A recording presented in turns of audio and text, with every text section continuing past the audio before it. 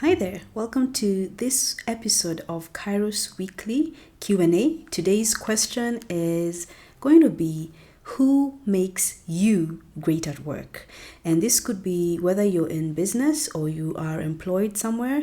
Could also be for if you are in a transition, you're looking to transition into a new role, into a new job somewhere, or you're looking to start a business. Who makes you great at what you do at work? And our answer is going to come from First Chronicles chapter 29 verse 12, and I'm going to read it real quick because I want to break down a few really important highlights that this verse gives us. First Chronicles 29 verse 12, it says, both riches and honor come from you, and in this case you is a reference to God, and you reign over all. In your hand is power and might. In your hand it is to make great and to give strength to all. Now, simple answer, God. God makes you great at what you do. Now, let's break it down a bit. Both riches and honor come from God.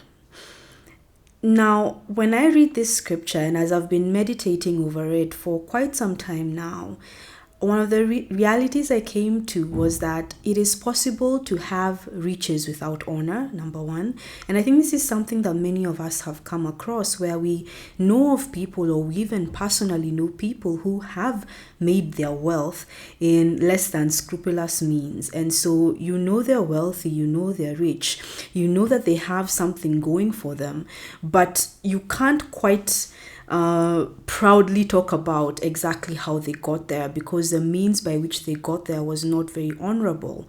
And on the flip side, it is also possible to have honor without riches. And again, we've also seen such cases, and perhaps you know of people who are like that. You could be such a person where you have chosen your value system, your honor system, and as a result it has quote unquote denied you certain opportunities that could have been easily come across or easily accessed had you chosen to compromise on certain values that you hold. And the reality here is that when it comes to God, the equation is not complete if you do not have both riches and honor.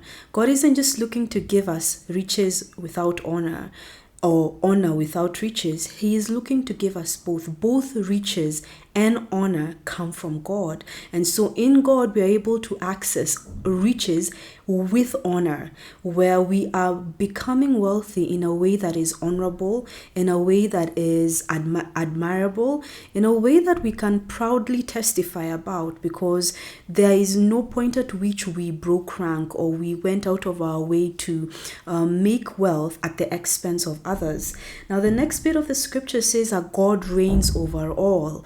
That includes our workplaces, it includes our businesses, it includes our marketplaces, our economies. And this could lead some people to ask, if God is reigning over all, then how is it that things are such a mess? And to answer this question adequately, we would need to go into the depth of understanding what is dominion, what is the delegated authority that we have as human beings on the face of the earth, which is not something that this video can adequately do. But I highly recommend a sermon series called The Dominion Mandate by Apostle Selman. It's a three-part series, Dominion Mandate 1, 2, and 3. You can get it on YouTube. If you go to our website, kairosconsultancy.com, and go to our resource section, you can get the links there as well.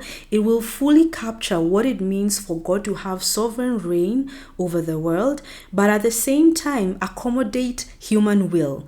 And the reality that human will sometimes means that people will make bad decisions, and those bad decisions have consequences, not just on those people, but on everyone else. And that's just the reality. But ultimately, the hope that we have is that God reigns over all. And that means that if we are submitted to the will and the agenda of God, especially in our workplaces, then we are positioning ourselves to be empowered and to have access to the wisdom and the counsel we need to actually bring about the changes and the transformation that we want to see in the workplace. And so we have an instance where, yes, God reigns over all, and through us, that reign can be executed in a way that represents His heart and mind for our workplaces.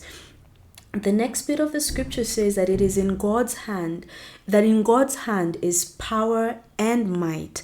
Now, people look for power and might in all places, especially in the workplace. You find that a lot of times we'll be looking for the strength in our CVs, the strength in our resumes, the strength in the connections we have, whether online or offline, the strength in who we know and who can talk about us in certain rooms. But when all is said and done, while that has a place and that all those things, they're important. They have their place in work matters. It's important to have a good CV, a good resume. It's important to have the right connections, the right human connections. But above all else, the connection we need, especially as believers in the marketplace, the connection we need more than anything else that will grant us the power and the might to execute God's agenda in the workplace, comes from God. It doesn't come from men. Sometimes God will use men. He will use human beings to give us access to that power and might. But we must never forget that when all is said and done, it is not those men who are the source of that power and might. It is God. And we have to accord him that rightful place and that rightful recognition as a source of that power and might. And the last bit of the scripture says, in your hand it is to make great and to give strength to all. Now, greatness and strength can be defined in so many ways by different people, but whatever greatness and strength means to you, it is in God's hand to give that to you, especially in a season such as this that the world is in, where the last thing many feel is great and strong. If there's one place we are assured we can get greatness and strength, it is in the presence of the Lord.